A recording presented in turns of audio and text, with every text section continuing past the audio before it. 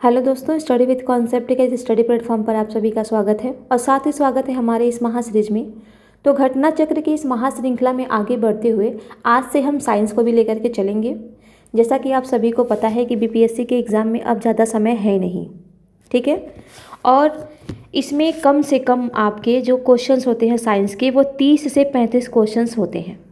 तो यदि आप अभी भी घटना चक्र को अच्छे से पढ़ लेते हैं तो 28 से 30 क्वेश्चन आपका कहीं नहीं जा रहा है। यहाँ से आप 28 से 30 क्वेश्चन बहुत ही इजी तरीके से सॉल्व कर सकते हैं, ठीक है। बाकी रह गई हिस्ट्री, तो हिस्ट्री भी लगभग सारे क्वेश्चन जो हैं हिस्ट्री के भी वो भी घटना चक्र से ही आते हैं और उसका भी ऑलरेडी 2 वीडियो जा चुका है, ठीक है।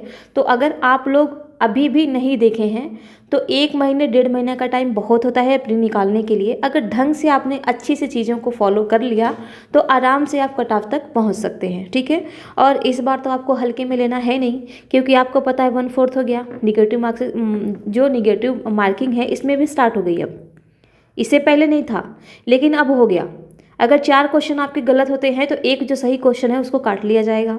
तो इस तरीके से आप देख सकते हैं अब यहाँ भी आपको मतलब बहुत ही ध्यान से क्वेश्चनों को पढ़ के आंसर देना है, नहीं तो क्या पता चले कि 100 क्वेश्चन अगर आपके सही हुए और उसमें से 50 गलत हो गए। तो 4 दाम में 40, कितना बचा आपका 90, ठीक है। 4 4 8 और 4 3 12, 3 और निकाल दीजिए, कितना बचा आपका 87। तो क्या 87 पे आप कट ऑफ पार कर पाएंगे? क्या पता कितना कट ऑफ होता है करेगा, ठीक है भाई। है तो बीपीएससी ही, क्या पता वो 95 पे ले ले, तो फिर आप कहाँ जाएंगे। तो इसलिए आपको बहुत ही ध्यान से पढ़ना है चीज़ों को, ठीक है। और एक एक चीज़ को समझ के पढ़ना है। अभी भी बहुत टाइम है, हम लोग तो मतलब एफर्ट कर ही रहे हैं, आप लोग भी साथ दीजिए, ठीक है। ज़्यादा से ज़्यादा वीडियो को शेयर कीजिए ताकि और लोगों को भी फ़ायदा मिल सके। और यहाँ पर रेगुलर आपको पॉलिटी, इकोनॉमी, हिस्ट्री और साइंस और प्लस एनसीईआरटी 5 वीडियो आपको रेगुलर मिलेगा। अगर आपने ढंग से इतना ही कर लिया तो काफ़ी है। बाकी की जो चीज़ें रह जाएंगी, जैसे कि हमारा रह जाएगा इन्वायरमेंट, ठीक है। इन्वायरमेंट रह जाएगा हमारा, तो उसको भी करवा दिया जाएगा। हालांकि ये बहुत लंबा चैप्टर तो नहीं है और बहुत बड़ा भी नहीं है इसका पीडीएफ कि उसको ना करवाया जा मतलब ऐसा नहीं है कि नहीं करवाया जा सकता, तो वो भी आराम से आपका हो जाएगा। तो इसलिए हम लोग कोशिश कर रहे हैं, आप भी कोशिश कीजिए, अच्छे से वीडियो को देखिए, एक एक चीज़ को समझिए। चाहे आप जिस भी रिसोर्स को फॉलो कर रहे हैं केवल एक को कीजिए, ठीक है। कई चीज़ों पे मत जाइए, अब समय नहीं है कि हम कई चीज़ों पे जाएं। जैसे कि यहाँ घटना चक्र है, कहीं और कोई वीडियो आ गया कि लूसेंट पढ़िए, तो कहीं और किसी ने बोल दिया कि इतना ही पढ़िए। तो इन सब चीज़ों में आपको नहीं पढ़ना है, एक ही चीज़ पर आपको फोकस्ड हो के बार बार उसी चीज़ को पढ़ना है, ठीक है। और अगर आप इधर उधर की चीज़ों में फंसते रह जाएंगे तो टाइम फिर निकल जाएगा और फिर क्या होगा कि नेक्स्ट ईयर तक इंतज़ार करना पड़ेगा। तो ज़्यादा टाइम यहाँ पर बर्बाद ना करते हुए सीधा आते हैं हम अपने क्वेश्चन पे। आज हम पढ़ेंगे मात्रक और इकाई, और ये किस में आता है? ये भौतिक विज्ञान में आता है। एक चीज़ और, अगर आपने जनरल साइंस की वीडियो नहीं देखी है प्लेलिस्ट में जा करके, तो वहाँ से आप जा करके देख सकते हैं। 18 मिनट, 15 मिनट, 19 मिनट ऐसे वीडियो हैं वहाँ पे। लेकिन हाँ, इसमें बिल्कुल ट्रिक के थ्रू समझाया गया है, ठीक है। ट्रिक के थ्रू बताया गया है, तो वहाँ से काफ़ी चीज़ें आप कवर कर सकते हैं, बाकी चीज़ें आप यहाँ से कवर कर सकते हैं। आपका साइंस का क्वेश्चन नहीं छूटेगा, ठीक है। आप अच्छे से 30 तक पहुँच सकते हैं। तो देखते हैं इसमें पहला क्वेश्चन। यहाँ पर दिया है कि निम्नलिखित में से कौन सी मूल भौतिक राशि है? कौन सी मूल भौतिक राशि है? अब तो खैर इसको देख ही लिए होंगे आप लोग, छूट गया था मुझसे। मैं सोचती हूँ कि आप लोग पहले खुद वीडियो को स्टॉप करके खुद अपने लेवल पर इसको सॉल्व कीजिए, फिर आंसर देखिए।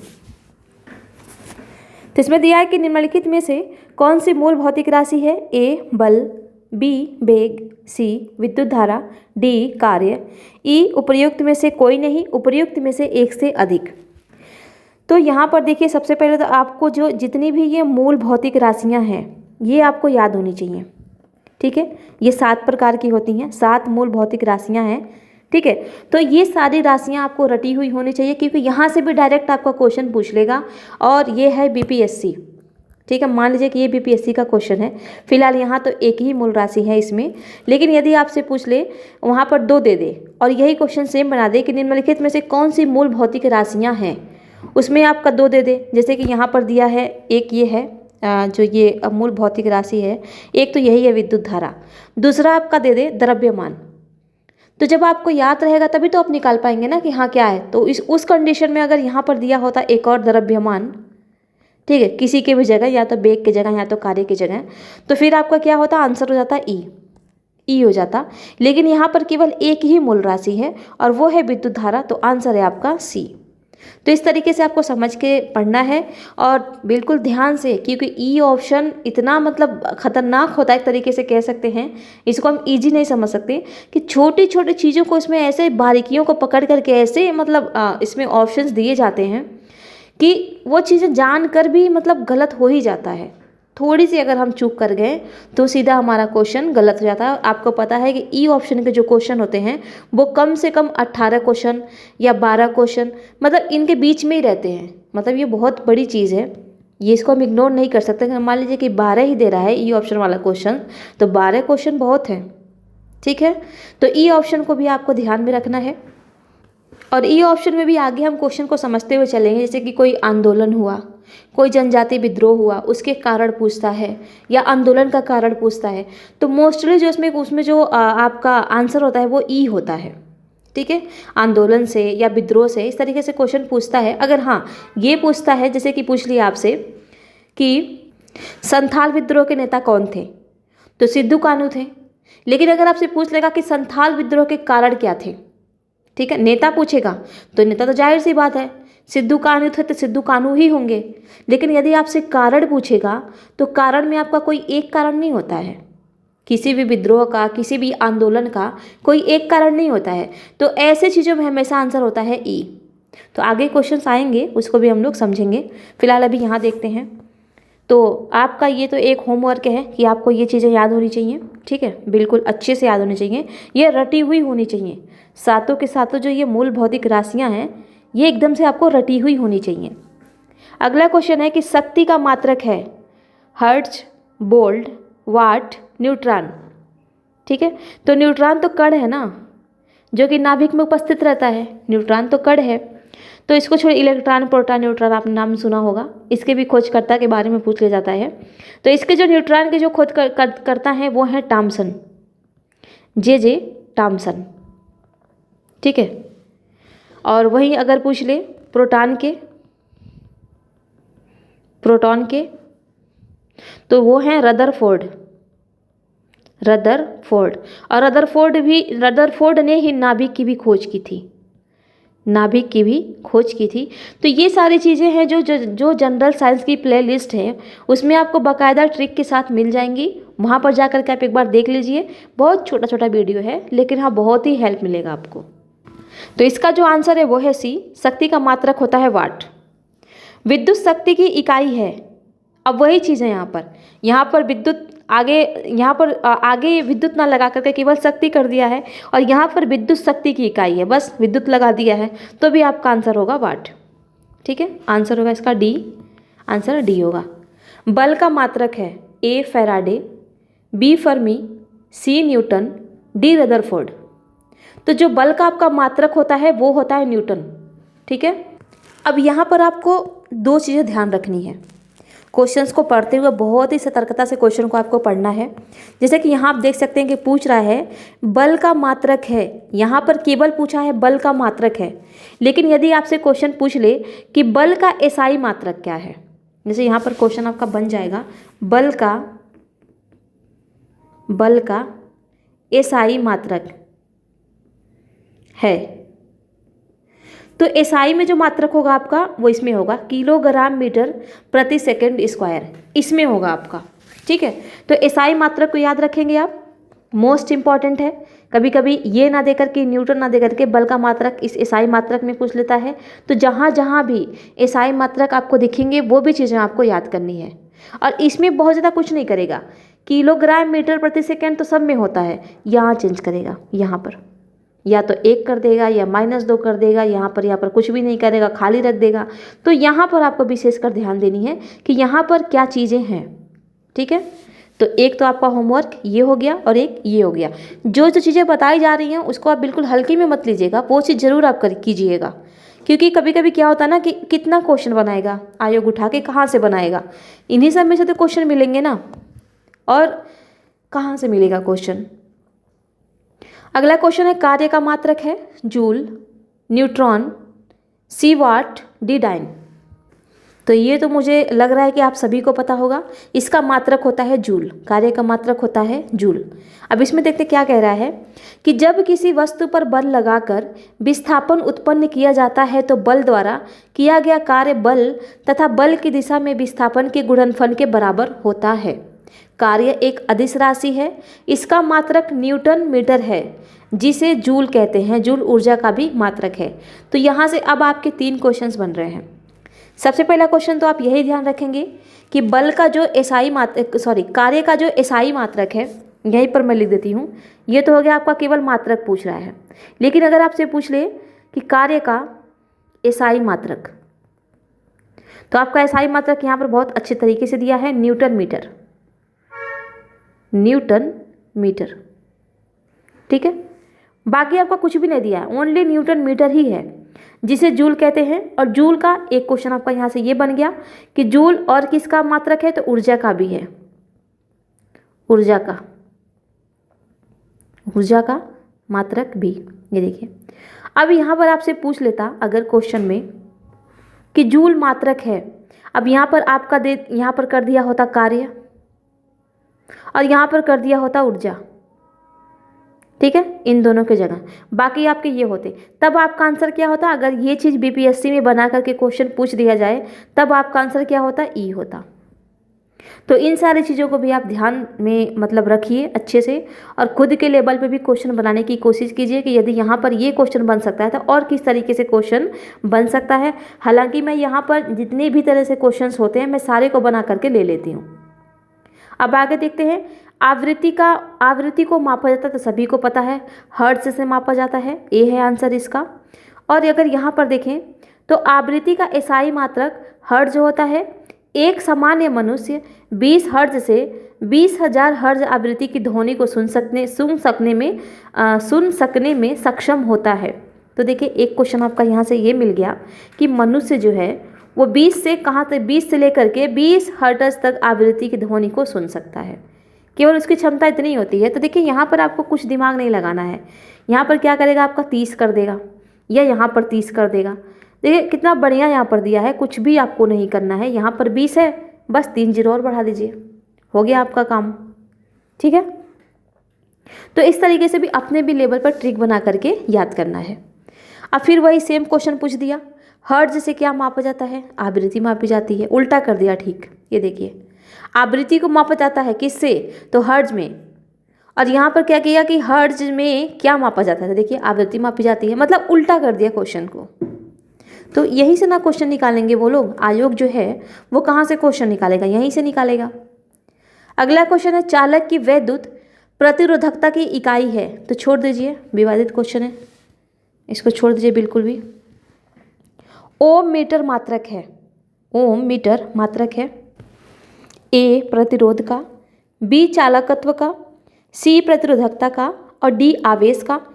ई उपर्युक्त में से कोई नहीं, उपर्युक्त में से एक से अधिक। तो ओम मीटर जो है ये प्रतिरोधकता का मात्रक है, ठीक है, प्रतिरोध का नहीं, ध्यान देंगे। यहाँ पर दिया है प्रतिरोध और यहाँ पर दिया है प्रतिरोधकता, तो दोनों चीज़ों को आपको ध्यान में रख करके चलनी है।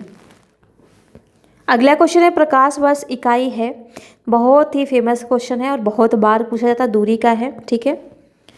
अब यहाँ पर देखिए प्रकाश वर्ष, एक वर्ष में तय की गई दूरी का एक प्रकाश वर्ष कहते हैं, ठीक है। और यहाँ पर दिया है कि एक प्रकाश वर्ष बराबर कितना है, होता है तो 9.46 इंटू 10⁻15 मीटर। तो ये भी आपको याद होनी चाहिए कि एक प्रकाश वर्ष बराबर कितना होता है, ठीक है। यहाँ पर क्या करेगा, माइनस कर देगा, -15। तो ध्यान देना है कि माइनस नहीं है, ये ओनली 15 है। प्रकाश वर्ष मात्रक है, सेम चीज़ दूरी का ही है, ठीक है, बताने की जरूरत नहीं है। प्रकाश वर्ष होता है वह वर्ष जिसमें सूर्य का प्रकाश अधिकतम रहा हो, वह वर्ष जिसमें कार्यभार हल्का रहा हो। प्रकाश द्वारा एक वर्ष में चली गई दूरी सूर्य तथा पृथ्वी के बीच की औसत दूरी। तो जो मैं आपको कहती हूँ हमेशा हर वीडियो में जहाँ भी ऐसी चीज़ें मिलती हैं या जहाँ भी संभावना रहती है कि इस क्वेश्चन में से क्वेश्चंस बन सकता है, वहाँ पर मैं आपको लिख के बताती हूँ। और देखिए वही चीज़ यहाँ पर हुआ है। ये देखिए प्रकाश वर्ष इकाई है। यहाँ पर जो चीज़ें दी हुई हैं कि प्रकाश वर्ष क्या होता है, तो एक वर्ष में तय की गई दूरी होता है प्रकाश वर्ष। तो ठीक वही चीज़ यहाँ पर पूछ लिया है। तो इसका आंसर क्या है? सी है। प्रकाश वर्ष एक वर्ष में चली गई दूरी होता है। अब यहाँ पर क्वेश्चन उल्टा पूछ लिया। पहले तो पूछेगा दूरी का मात्रक क्या है। यहाँ पर पूछ लिया प्रकाश वर्ष निम्नलिखित में से किसकी इकाई है।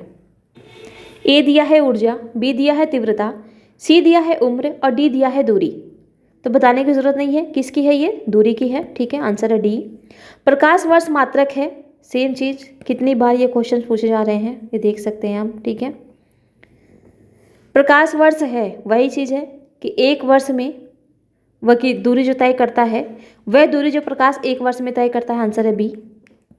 ठीक है, खगोलीय दूरियां प्रकाश वर्ष में मापे जाने का कारण निम्नलिखित में से कौन सा है। खगोलीय दूरियां प्रकाश वर्ष में मापे जाने का कारण निम्नलिखित में से कौन सा है। ए दिया है तारकीय पिंडों के बीच की दूरियां परिवर्तित नहीं होती हैं। तारकीय पिंडों का गुरुत्व परिवर्तित नहीं होता है। प्रकाश सदैव सीधी रेखा में यात्रा करता है। प्रकाश की गति सदैव एक समान होती है। और देखिए ये बहुत दिन का भी क्वेश्चन नहीं है, आप देख सकते हैं। इसलिए मैं कहती हूँ घटना चक्र केवल स्टेट पीसीएस के लिए ही नहीं, यूपीएससी के लिए भी काफ़ी इंपॉर्टेंट है। अब देखिए ये क्वेश्चन अभी 21 में ही पूछा है, प्री में 21 में ही पूछा है। तो जो बच्चा स्टार्टिंग से घटना चक्र फॉलो किया होगा तो जाहिर सी बात है इस क्वेश्चन में इसको बिल्कुल मतलब 2 सेकेंड भी नहीं लगे होंगे टिक लगाने में, और पढ़ के खुश भी हो गया होगा कि चलो एक कम से कम घटना चक्र पढ़ा हुआ हमारा काम तो आया। तो कभी भी आप घटना चक्र को ये समझ के मत पढ़िए कि केवल फैक्ट है, केवल पीसीएस के लिए है। नहीं, ये यूपीएससी के लिए भी है। यूपीएससी में होता क्या है, यहाँ पर क्या होता है कि केवल फैक्ट दिए रहते हैं, उसमें भी तो फैक्ट को ही तो चेंज करता है ना, स्टेटमेंट दे देता है और बीच में फैक्ट को चेंज कर देता है, तो सेम चीज़ है। ठीक है, तो इसका जो आंसर है वो है डी। प्रकाश की गति सदैव एक समान होती है और प्रकाश सीधी रेखा में चलता ही नहीं है, वो तो ऐसे ऐसे चलता है और ये कोई कारण हुए नहीं। ठीक है, तो आंसर है इसका डी।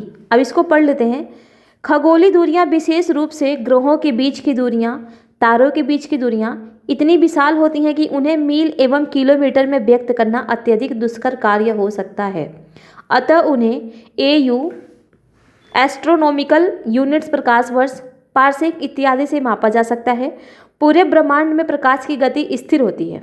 अब देखिए ये थोड़ा सा आपको ध्यान रखने वाली चीज़ है कि पूरे ब्रह्मांड में प्रकाश की गति कैसी होती है, तो ये स्थिर होती है और उच्च परिशुद्धता के लिए जानी जाती है। इसी कारण खगोलीय दूरियों को प्रकाश वर्ष में मापा जाता है।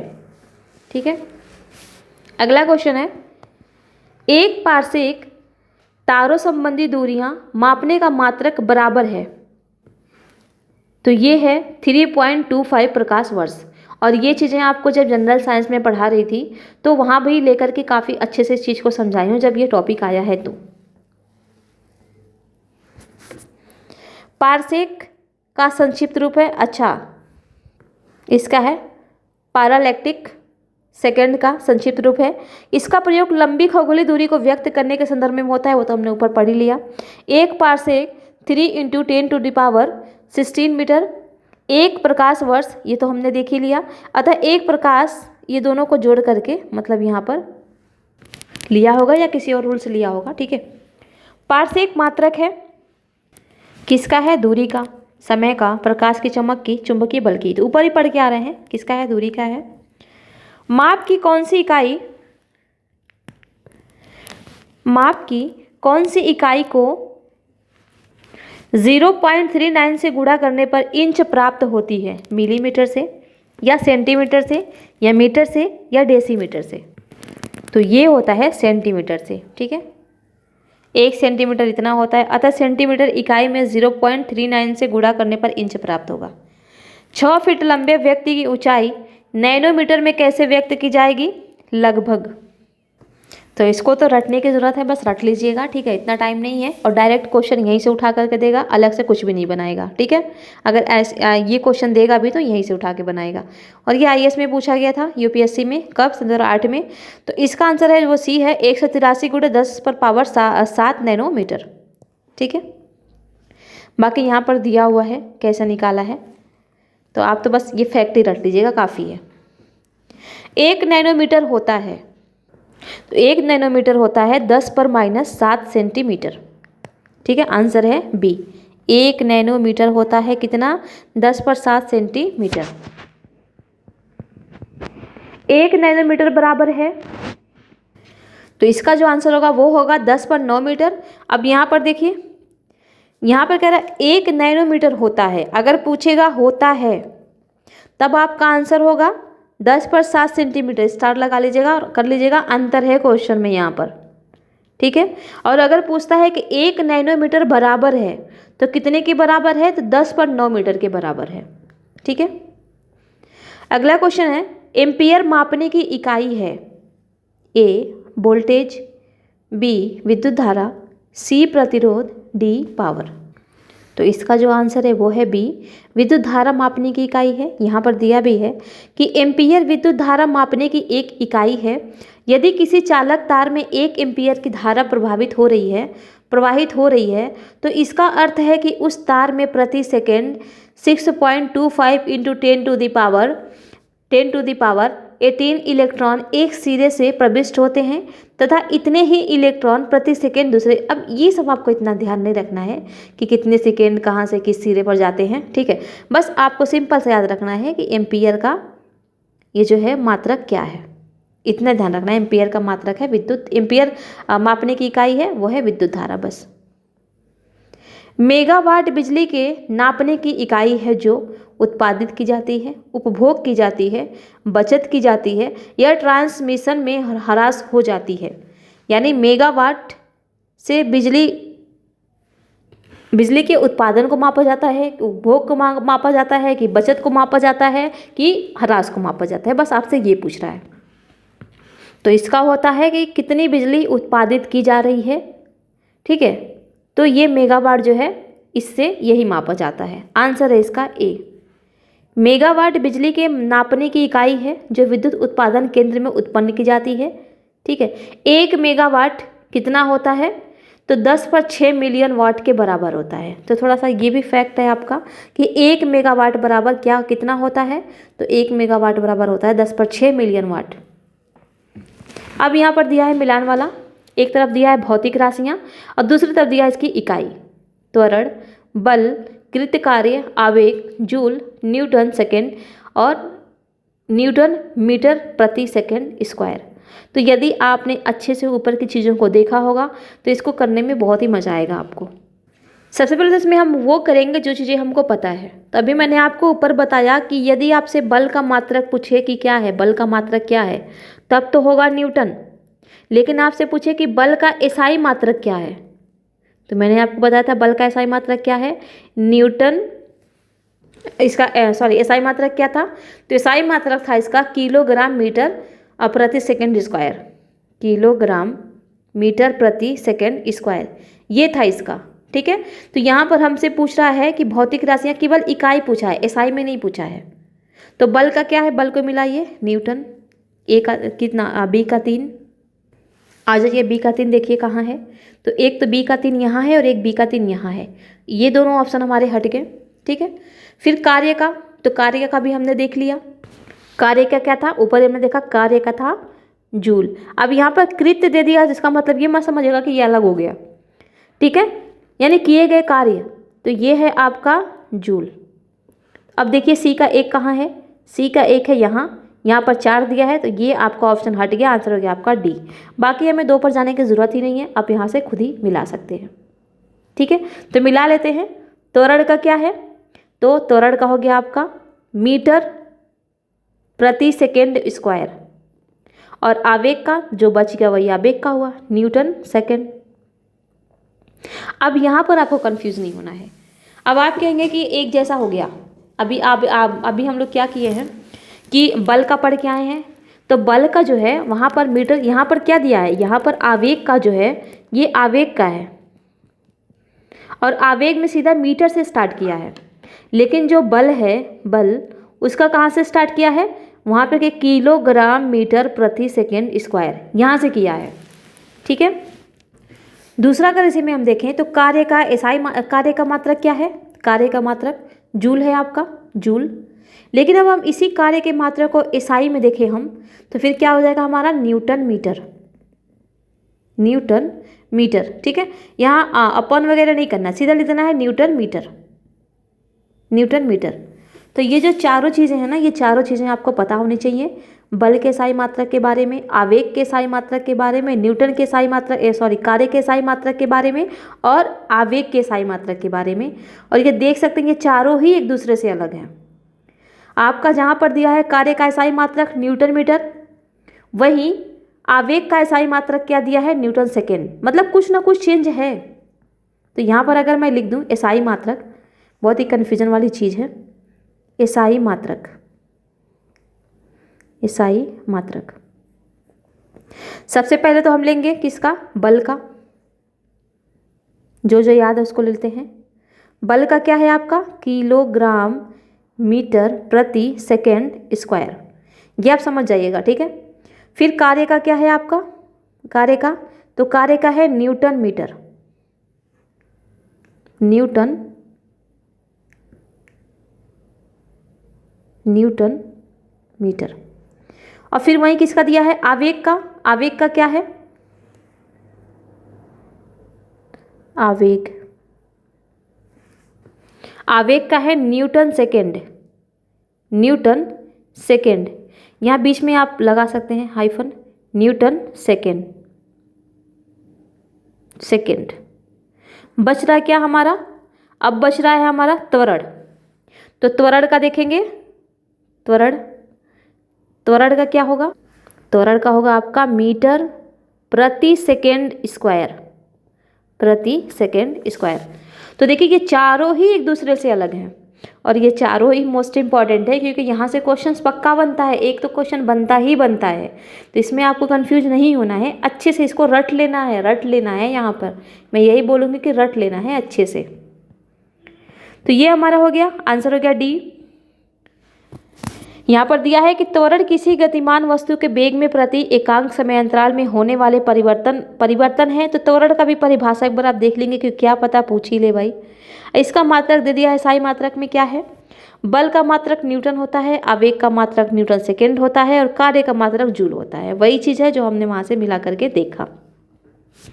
नेक्स्ट क्वेश्चन है हमारा कि निम्नलिखित एसआई यूनिटों में कौन सी सही सुमेलित नहीं है।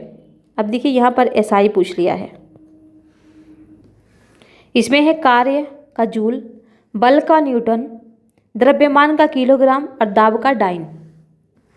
तो इसमें जो आपका आंसर है वो है डी, दाब, डाइन नहीं है, दाब का। ठीक है। दाब का एसआई मात्रक होता है पास्कल, पास्कल। ठीक है। और डाइन किसका है, तो डाइन है बल का, बल का। आंसर है इसका डी।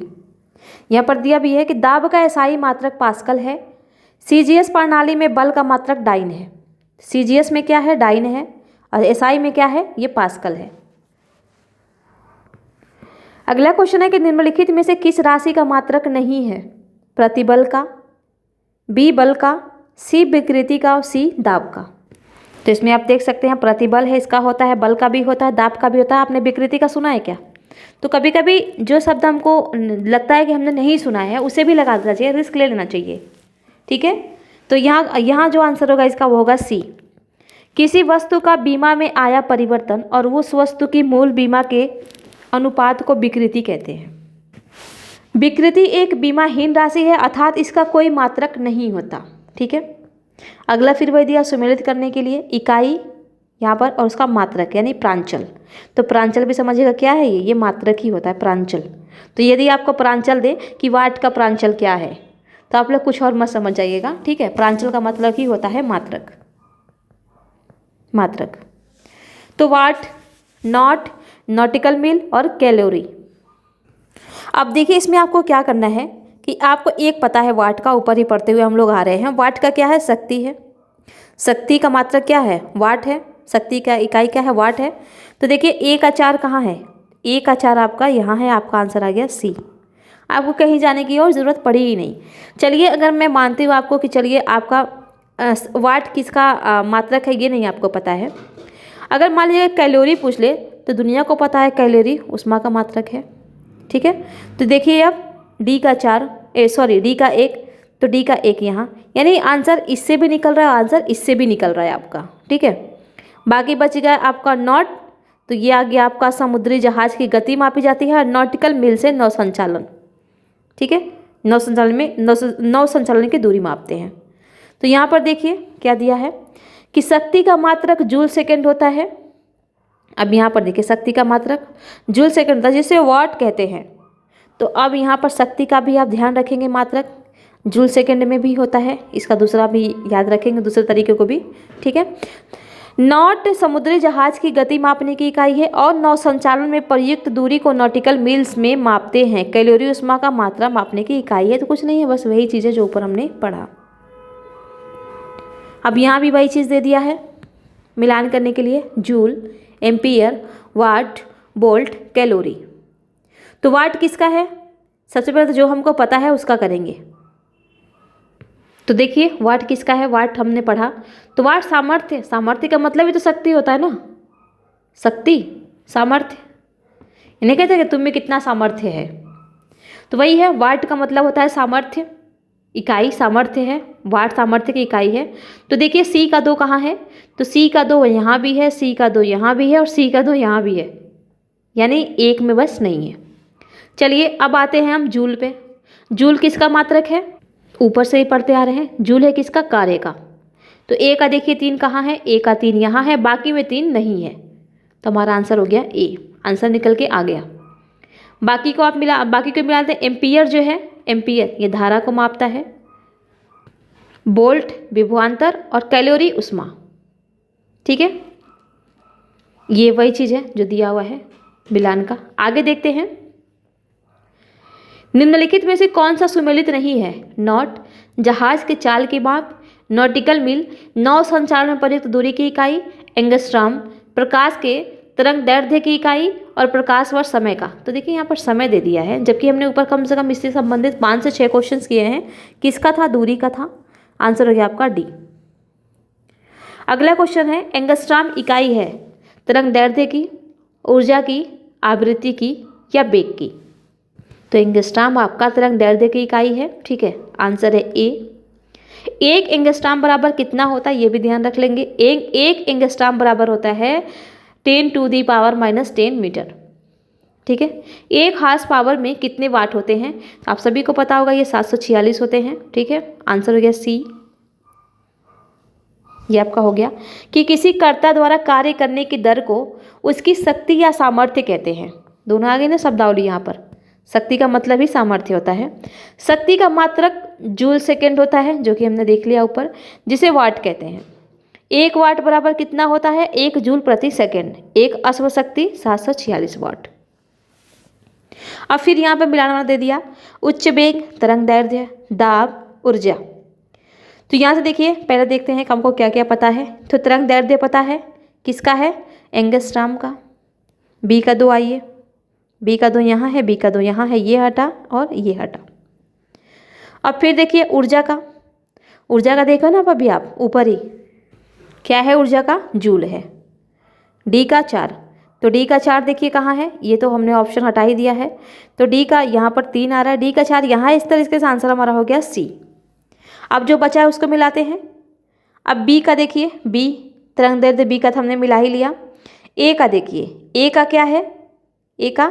ए का है मैक, और बचा ये, यानी ए का 1, बी का 2, सी का 3, डी का 4, यानी सबके सामने ही दे दिया है मिलान का। द्रव्य यांत्रिकी के संदर्भ में मैक संख्या किसी माध्यम के सापेक्ष वस्तु के वेग तथा उस माध्यम में ध्वनि की चाल ए का अनुपात है। कुछ नहीं है, छोड़ दीजिएगा इसको।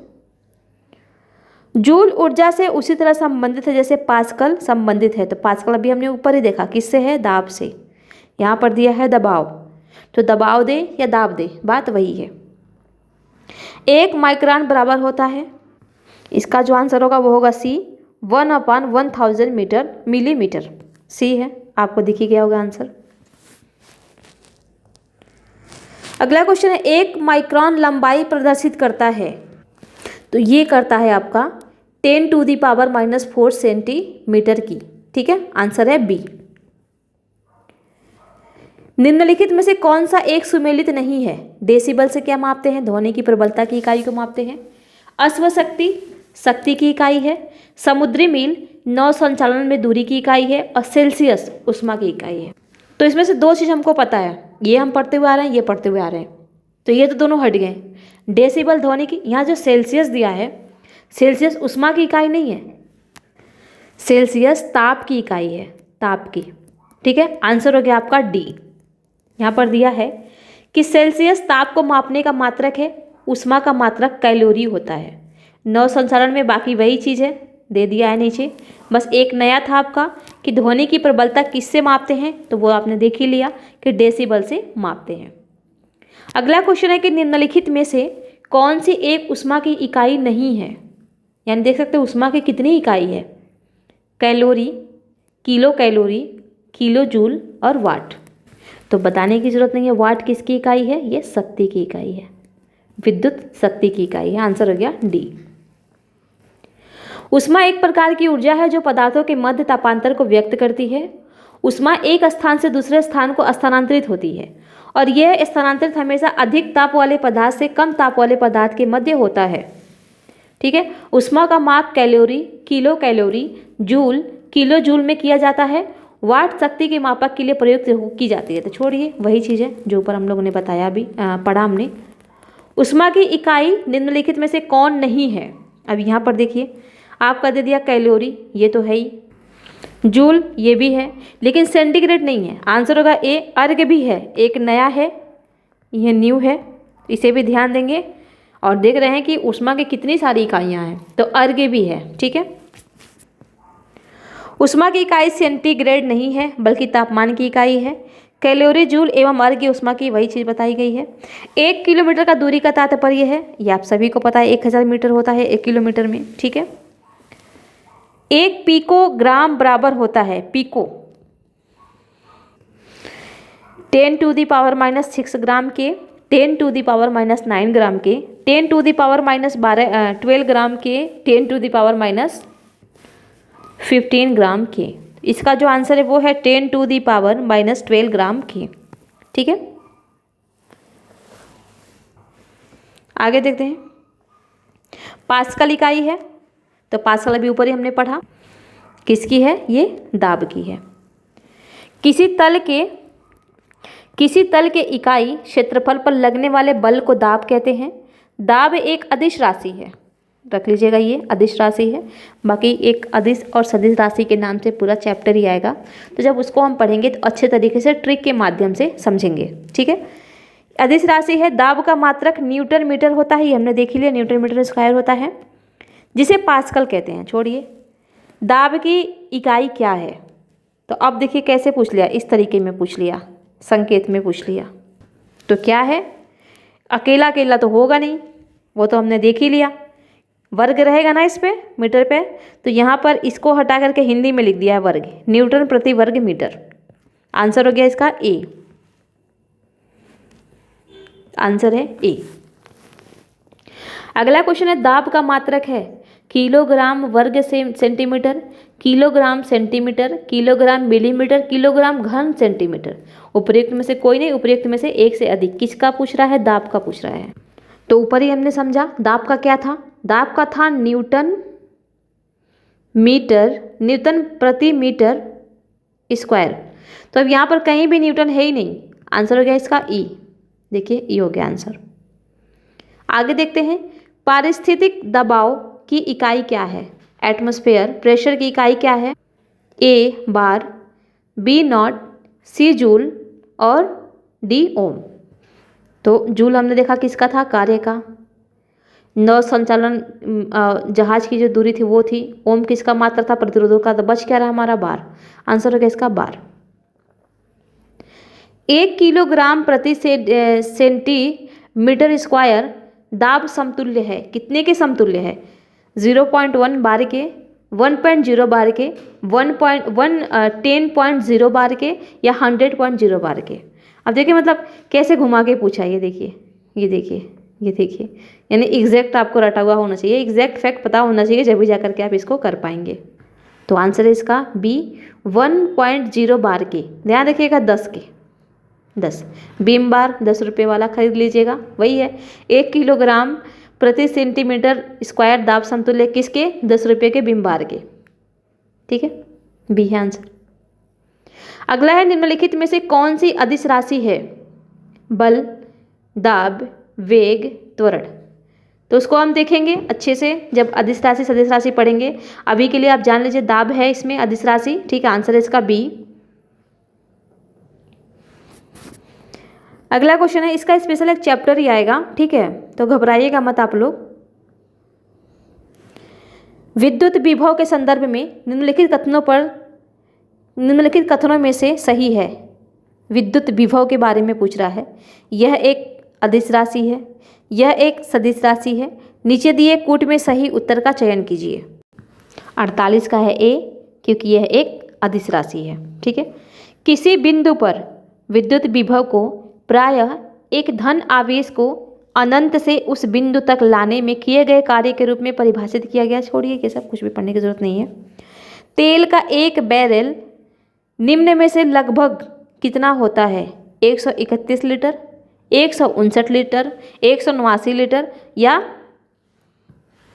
201। तो बहुत से बच्चे क्या करते हैं, इसमें 179 को लगाते हैं। ठीक है, 179 को लगाते हैं, जो कि हमारा यहाँ पर गलत है। ये होता है 159 लीटर, 159। अगला क्वेश्चन है, लंबाई की न्यूनतम इकाई है micron, nanometre, angstrom, fermimetre. Angstrom किसका हमने देखा था? तरंग दैर्ध्य का। ठीक है, नैनोमीटर ये तो हो ही नहीं सकता। माइक्रोन ऊपर से हम पढ़ते हुए आ रहे हैं, ऐसा कुछ भी नहीं था। आंसर हो गया इसका, जो आपका बच रहा है वही होगा आंसर। ये है फर्मीमीटर। तो लंबाई की न्यूनतम इकाई है फर्मीमीटर। यहाँ पर मिलान वाला दे दिया, क्यूसेक, बाइट, रिक्टर, बार। तो कुछ नहीं आपको पता होगा, तो इतना ज़रूर पता होगा कि बार किसका मात्रक है। किसका था? हमने बहुत अच्छे से देखा था, बार दाब का था। यहाँ पर देखिए डी का 1, तो डी का 1 यहाँ है, डी का 1 यहाँ है, ये हमारा हट गया और ये हमारा हट गया। अब देखते हैं क्यूसेक। क्यूसेक भी अगर आप पढ़े होंगे अच्छे से उसमें जियोग्राफी में, या जो जल विवाद वगैरह चलता रहता है उसमें अगर आप पढ़े होंगे तो आपको पता होगा कि कितने क्यूसेक प्रवाह के दर से धाराएं बह रही हैं। ठीक है, छोड़िए अगर आपको क्यूसेक ही नहीं पता है तो भूकंप के बारे में तो बहुत सुने होंगे आप ना। रिएक्टर, भूकंप की तीव्रता को मापना किससे मापा जाता है? रिएक्टर से मापा जाता है। तो सी का देखिए 2, सी का 2 कहाँ है? सी का 2 यहाँ भी है, सी का 2 यहाँ भी है। ठीक है, चलिए अब आ जाते हैं अपने क्यूसेक पे। क्यूसेक से हम प्रवाह के दर मापते हैं। तो यहाँ पर क्यूसेक ए का 3 कहाँ है? ए का 3 यहाँ है, यहाँ पर 4 है, इसको हटाइए, आंसर आ गया आपका बी। ठीक है, बाकी आपका जो बच रहा है बाइट क्या मापते हैं? कंप्यूटर।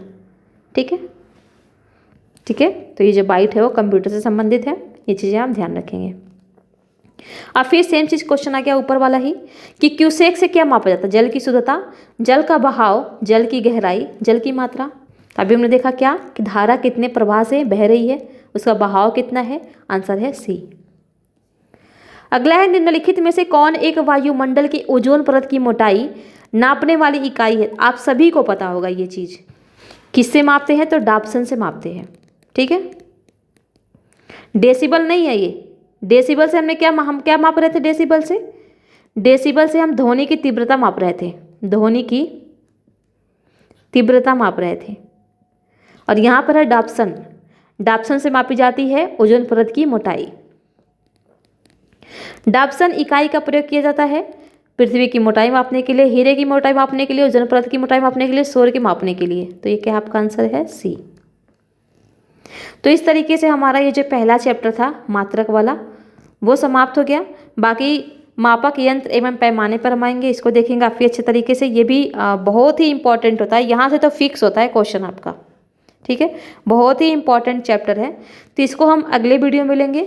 बाकी आप यहाँ से प्रैक्टिस करते रहिए, और जो जो चीज़ें आपको यहाँ पर बताई गई हैं, जो जो आपको, जैसे कि ये है, ठीक है, ये तो विशेषकर आपका ध्यान होना चाहिए। ये चीज़ें 2-4 बार लिख के याद कीजिए, लेकिन कीजिए। जैसे कि देखिए 4 एक साथ मैंने कर दिए हैं, यहाँ पर देखिए ये चारों एक साथ हो गए हैं, और ये काफ़ी इंपॉर्टेंट है क्योंकि इसी में ज़्यादा कन्फ्यूजन होता है, ठीक है। तो इसी के साथ इस वीडियो को हम यहीं समाप्त करते हैं, बाकी अगली वीडियो में देखेंगे।